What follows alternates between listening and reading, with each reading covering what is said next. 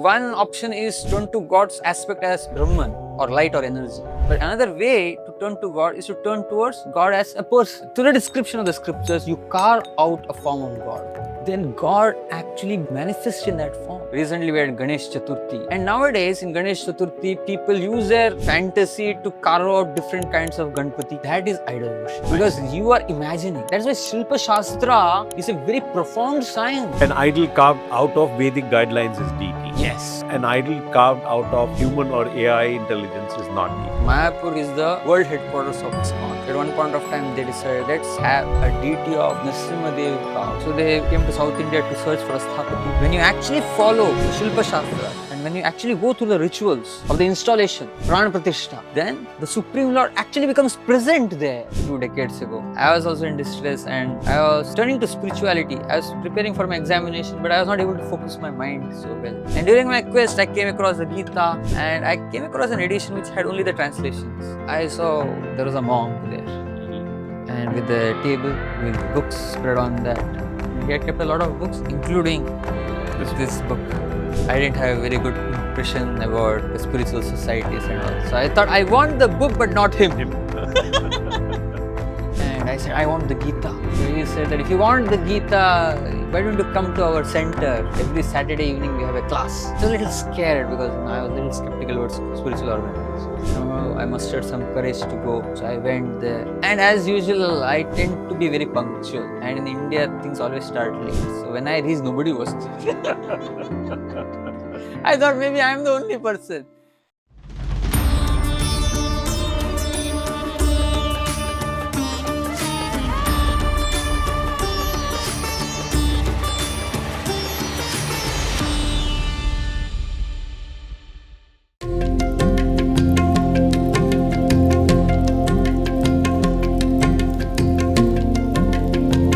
Pranam Prabhuji, Pranam. good morning. So last time we ended chapter 11, we took Arjuna through a phase of amazement and then fear, and then we saw how this form of Krishna is such a unique and not easily visible form. Very rarely do you get this form, and how Arjuna, sort of transforms from a friend to a pure devotee who, says all his prayers thereafter. So that's probably again elementary forms of bhakti, the starting of the bhakti. And as we move on to now chapter 12 explains a lot more about bhakts and bhakti, and how do you go about doing some of this bhakti and devotion. So over to you as we move to chapter 12 now. Yeah. See, generally, the path of this particular chapter is Bhakti Yoga, because, see, Bhakti Yoga has been spoken about previously also. We have been discussing it in 9th chapter, 7th chapter, and even the last 2 verses of the 11th chapter also spoke about Bhakti. But here, Bhakti Yoga is highlighted. Bhakti Yoga gets highlighted because it is pitted against Jnana. See, Arjuna, he asks, he doesn't mince any words, he asks a very straightforward question. See, let me read out for you. Arjuna inquired, which are considered to be more perfect? Actually, this dilemma comes even earlier, if you recall. Tell me, I'm so confused. All of this you're telling me to do, and then you're telling me to do this. How do I do all of this, really? So, which are considered to be more perfect? Those are always properly engaged in your devotional service, or those who worship the impersonal Brahman, the unmanifested? Oh, I see. So, this is a different dilemma. Different dilemma, but dilemma is there nonetheless. See, Arjuna is telling, Aksharam Avyaktam, or see, there are people who worship the impersonal aspect of God. God as energy, God as light. See, now Arjuna has witnessed the energy aspect of God. Energy, the super energy part. In the form of Vishwarup. Yeah. There is the energy manifestation of God. And then he also got to appreciate the Saumya Roop, the personal form of Sri Krishna. So his confusion now is whether worshipping God in the form of his energy and light is superior, or to worship God in the form as a person, That human-like form. human-like form, which is better. See, if you remember, we had discussed this previously. 3 aspects to God's personality. Yeah. Vadanti tat tattva vidas tattvam yajnanam advayam brahmeti paramatmeti bhagavaniti shabdyate. Correct. Yes. These are 3 aspects to God's personality. We Correct. discussed this in great Yes, detail. we discussed this. Brahman Chapter 7 is the energy aspect of God. Yeah. Paramatma aspect. Paramatma is a localized super soul. Yes. And Bhagavan is God as a person. Correct. See, one option is to turn to God, turn to God's aspect as Brahman or light or energy. But another aspect, another way to turn to God is to turn towards God as a person. So Bhakti is to turn to God as a person. And Jnana predominantly is to turn towards God as Brahman, as energy. Or as light. Which is better? Arjuna is asking this question. So, Shri Krishna answers this. Those who fix their minds on my personal form and are always engaged in worshipping me with great and transcendental faith are considered by me to be most perfect. Oh, I see. He's making a clear choice. Very clear choice. Unequivocally he says, Maya aveshya manoye mam nitya yukta upasate shraddhaya parayopeta steme yuktatama mata. Yuktatama. This is my opinion. They are the highest. And what about the other section of people who are more attracted to the impersonal form of God? God as light, God as energy. And then he says, but those who fully worship the unmanifested, that which lies beyond the perception of the senses, the all-pervading, inconceivable, unchanging, fixed and immovable. The impersonal conception of the absolute truth, by controlling the various senses and being equally disposed to everyone, such persons engaged in the welfare of all, at last they achieve me. He says it's an arduous journey there. It's an arduous journey. That's what he makes it very clear in the next verse.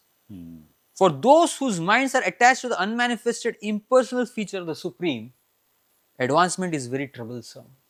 I see. Klesho adhikatarastesham avyaktasaktasesham. It's not easy. It's not. But that's also to be expected, yeah, because A, you're seeing a specific form, and B, you're seeing sort of a hypothetical manifestation, which is energy, very difficult to visualize. Yeah.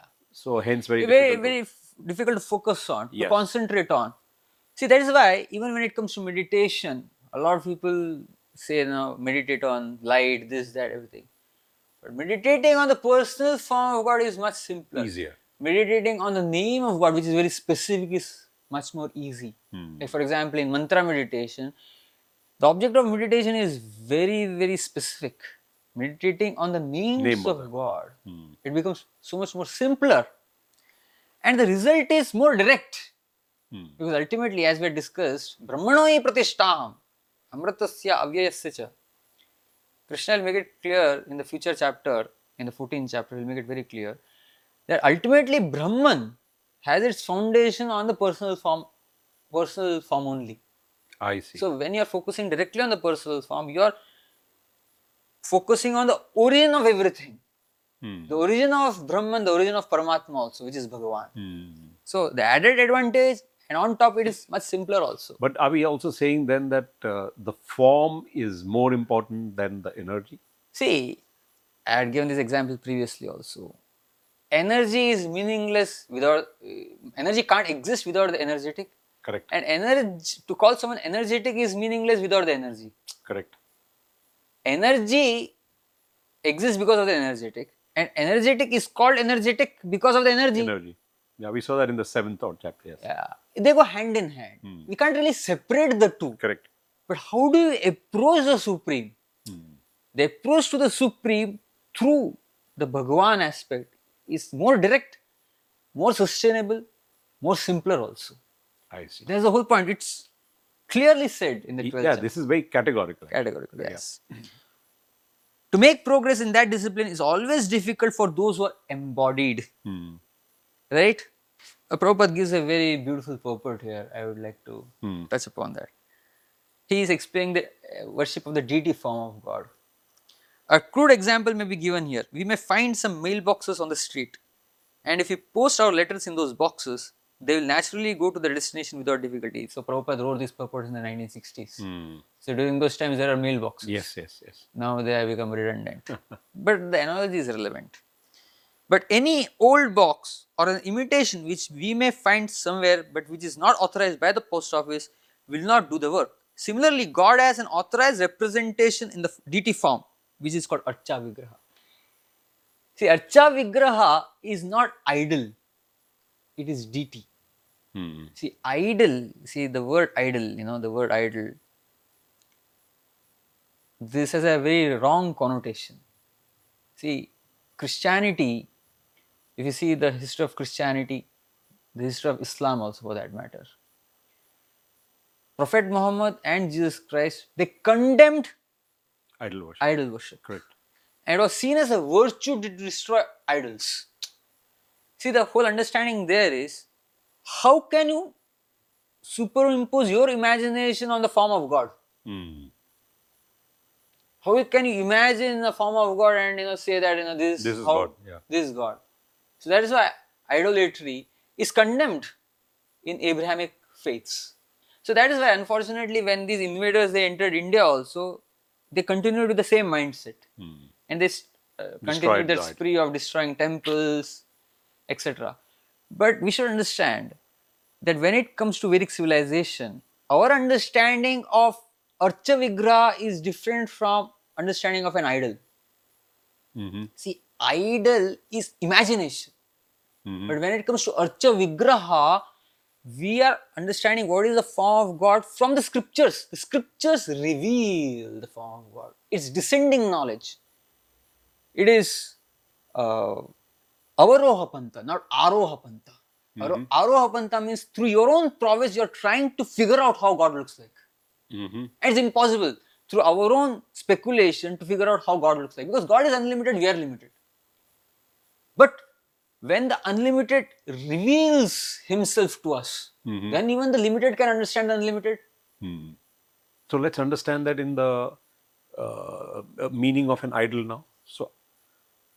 So how is it different in an idol? Idol means the limited is trying to understand the unlimited through your own prowess. Okay. So the limited can never understand the unlimited through your own power, because we are limited at the end of the day. Correct. Deity, Archa Vigraha means God is revealing himself. The unlimited is revealing himself to the limited. And if the unlimited wants to reveal himself to the limited, then the limited can understand the unlimited. Correct. So through the scriptures, the Shastras, the Vedas, which are the words of God, through the Vedas, God is revealing how I look like. Correct. And when, through the description of the scriptures, you carve out a form of God, then God actually becomes manifest in that form. See, in the modern day world, see, this happens. This might be a little controversial, but nonetheless, I'll tell this. Recently, we had Ganesh Chaturthi, right? And nowadays, in Ganesh Chaturthi, people use their fantasy to carve out different kinds of Ganpati.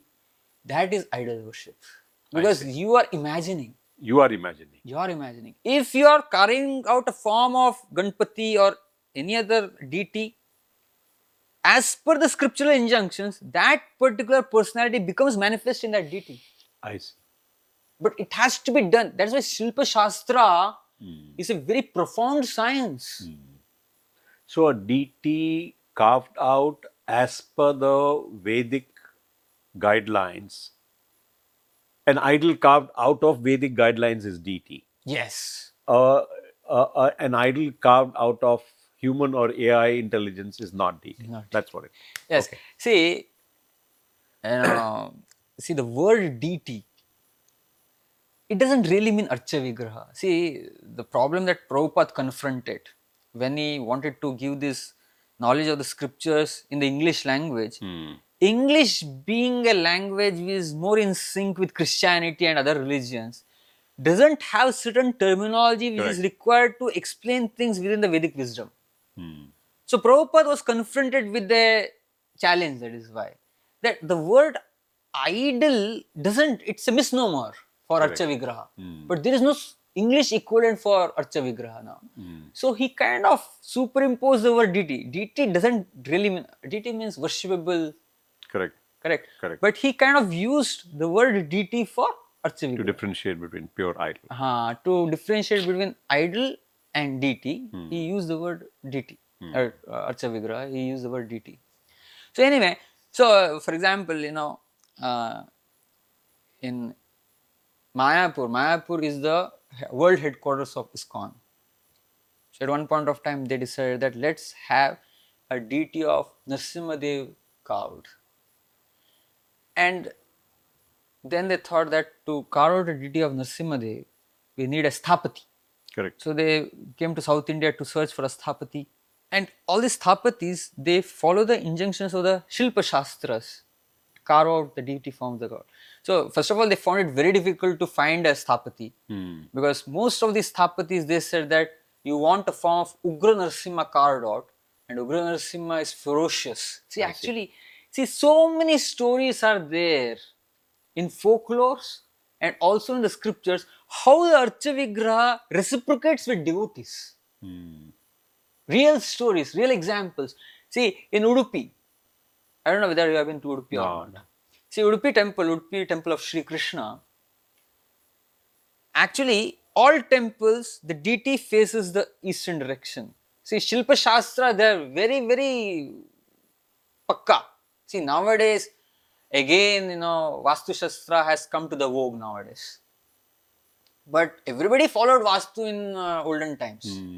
And they will definitely follow Vastu when it comes to installing a deity. Installing a deity and also carving a temple also. So, naturally, Udupi Sri Krishna temple, if you go, the main Garbhagudi, the entrance door of the Garbhagudi, Sanctum Sanctorum, it faces a pond.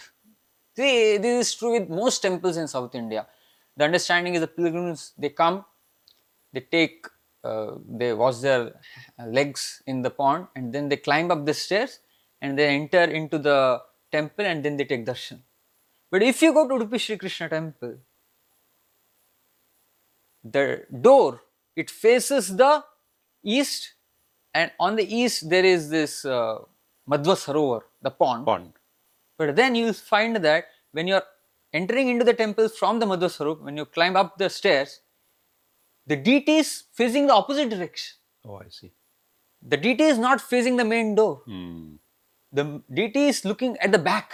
Oh, okay. So you have to enter through the main door, then you have to move around and you have to come to the back of the temple to take darshan of Sri Krishna. How is this possible? Would people install the deity like that? Facing the opposite direction as the main entrance of the temple? Not possible. So the story goes that around 500 or 600 years ago, there was this great devotee called Kanakadas.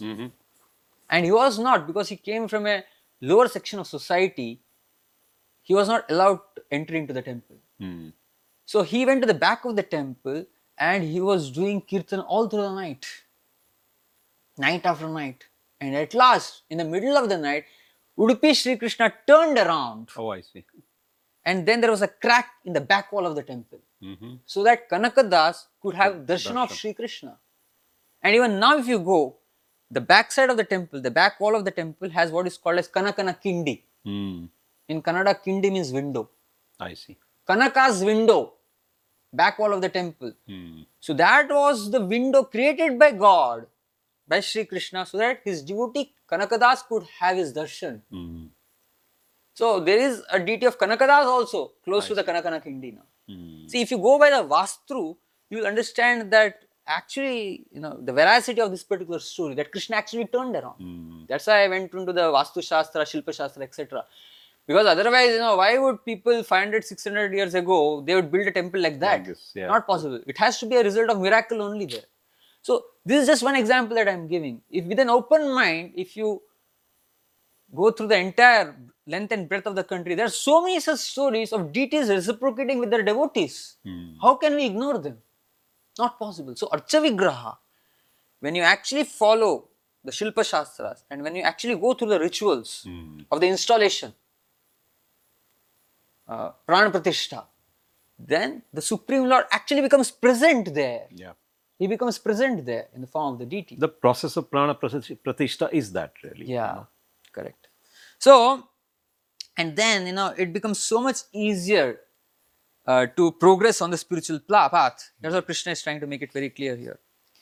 And then Krishna says here, but those who worship me, giving up all their activities unto me and being devoted to me without deviation, engaged in devotional service and always meditating upon me and fix their minds upon me, O son of Pratha, for them I am the swift deliverer from the ocean of birth and death. Yeah? Tesham aham samudharta mrityu samsara sagar. If you are totally devoted to me through Bhakti Yoga, Krishna is explaining in these verses. First of all, he explains that how when you follow the path of worshipping the impersonal, then it's very troublesome. But on the other hand, if you worship me directly, accepting my personal form, then I become your swift deliverer. Tesham aham samudharta mrityu samsara sagarat. The sagara, the ocean of birth and death, I'll deliver you from this. Vamina chirat pata maya vishirte jatva. Very interesting. See, the first time I was searching for a spiritual path actually. See, if you remember in the 7th chapter of the Gita, Krishna explains 4 kinds of people who turn towards him. Correct, yes. And one of them is the distressed. So even I was in distress, and this 2 decades ago, I was also in distress and I was turning to spirituality. I was preparing for my examination, but I was not able to focus my mind so well. So I was looking for some spiritual method to focus my mind better. And during my quest, I came across the Gita, and I came across an edition which had only the translations. And I read through the translations and I was very impressed. I liked it very much. And I was looking for a book, I was looking for a copy which had explanations also. So I used to go to a coaching class which was very close to Udupi Sri Krishna temple that I was talking about just now. So I started visiting the Udupi Sri Krishna temple also. And one day after I took darshan and when I was coming out, I saw there was a monk there and with a table with books spread on that. And he had kept a lot of books including this book.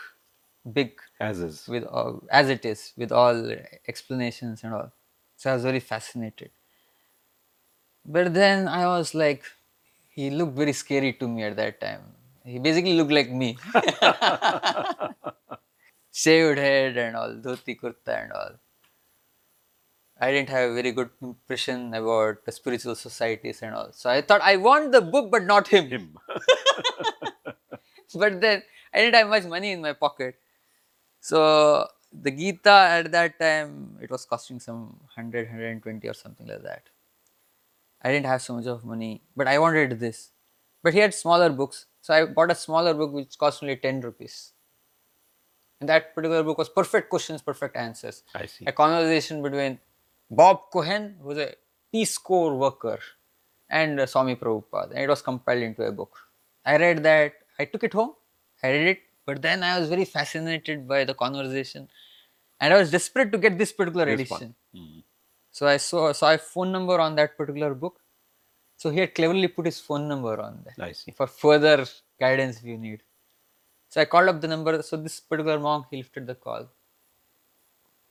And I said, I want the Gita.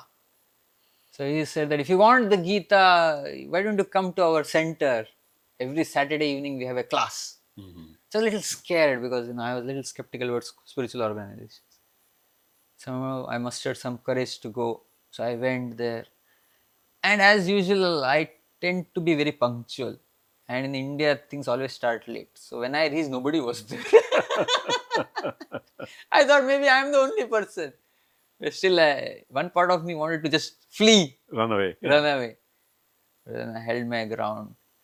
And why I am telling all these stories is because that particular day, there was this person who gave the class and he was doing his MD in cardiology in KMC, Kasturba Medical College at that time. See, Manipal is very close to Udupi. Correct. He was giving the class that particular day. And the verses that he was explaining was these two verses. I see. So it's just etched in my memory. Correct. See, the first taste, the first connection you never forget. Correct.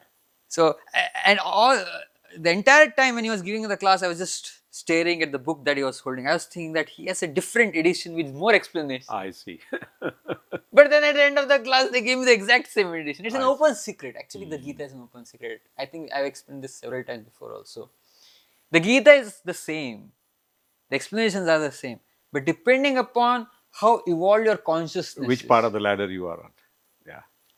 through our spiritual practices, how refined our consciousness is, how evolved our consciousness is, depending upon that, we are able to understand, appreciate, yeah. understand and different appreciate, aspects. and digest it also. So let's run through those two Yeah.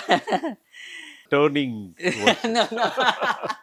First impressions, of course, there is no one turning point in anybody's life, but it was very interesting to me. So, tesham samudharta mrityu samsara sagarat bhavami na chirat partha.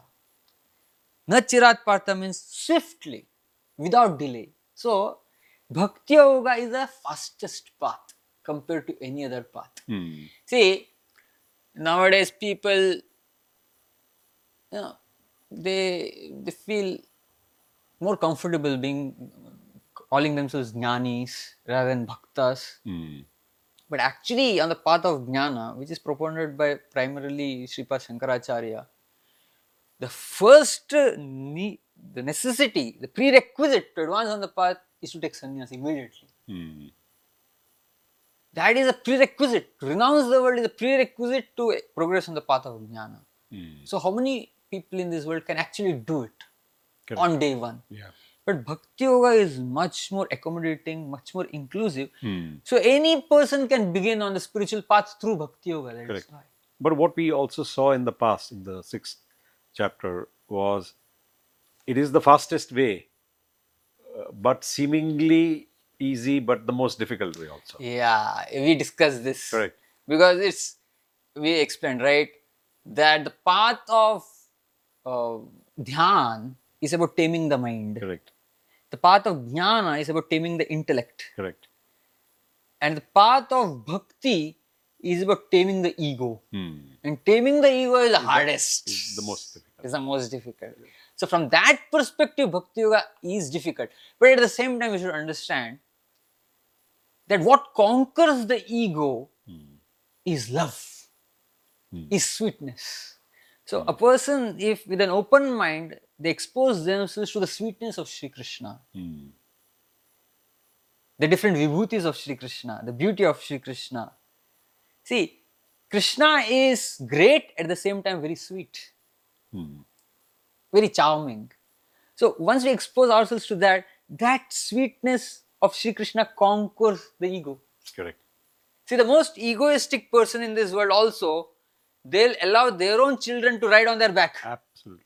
Yeah. They'll become ghoda. Do anything for them. They'll become ghoda for their child. Correct. That fellow might be number one egoistic in the office. So sweetness, compassion, these qualities conquer the ego also. So wherever one might begin with, see, on one hand, it is required to conquer the ego to advance on the path of bhakti. At the same time, the path of bhakti will also help you conquer the ego. Correct. It works both ways. Yeah. It's just that we need to do the beginning, make a beginning, embark on the path. Yeah. And in any case, you probably do that conquering of the ego, like you said, in a lot of circumstances. Like at home, you do conquer the ego. You just have to replicate it over a wider audience.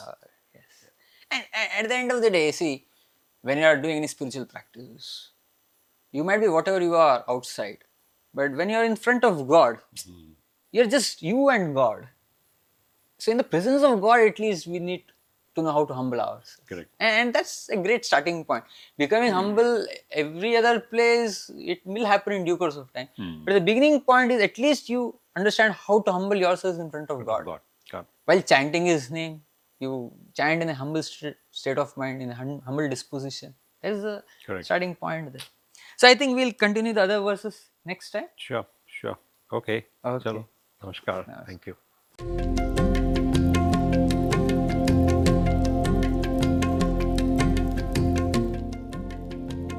Arjun asks a straightforward question to Krishna.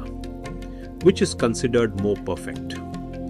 Those engaged in devotional service to Krishna's personal form, or those who worship the impersonal Brahman, the unmanifested form. The dilemma for Arjuna is whether worshipping God in the form of his energy and light is superior to worshipping God as a person, the human-like form of Shri Krishna. And Krishna unequivocally states that those who fix their minds on his personal form and worship him with great transcendental faith are considered by him to be the most perfect. Those who fully worship the unmanifested impersonal conception of the absolute truth, Brahman, that is, God as light or energy, will also eventually achieve him. However, Krishna clarifies that advancement is arduous and very troublesome. In any case, ultimately, Brahman has its foundation on the personal form only. When focusing on the personal form, one is focusing on the origin of everything, including Brahman and Paramatma. Krishna says that for those who worship him, giving up all activities to him and being devoted without deviation, he becomes the swift deliverer from the ocean of birth and death. We get to understand the difference between an idol and an Archa Vigraha, that is, the deity form of God. An idol is merely a person's imagination superimposing a form onto God, whereas an Archa Vigraha is a form of God revealed through the Vedic scriptures, which are the words of God. When the form is carved out according to the scriptural descriptions, God becomes manifest in that form. The process of Prana Pratishtha causes the Supreme Lord to become present in the deity form. Bhakti is described as the fastest, most direct and simpler path as compared to Dhyan or Gyan. Bhakti is much more accommodating and inclusive, allowing any person to begin on the spiritual path. The path of Bhakti is ultimately about taming the ego. What conquers our ego is the sweetness, the vibhutis, the charm, and the love of Shri Krishna. And it works both ways. Going down the path of Bhakti helps us to be more compassionate, which in turn helps in conquering the ego. And friends, in front of God, in His presence, it is only us and God. Hence, it should be easy for us to be humble. We need to make a beginning to start the process.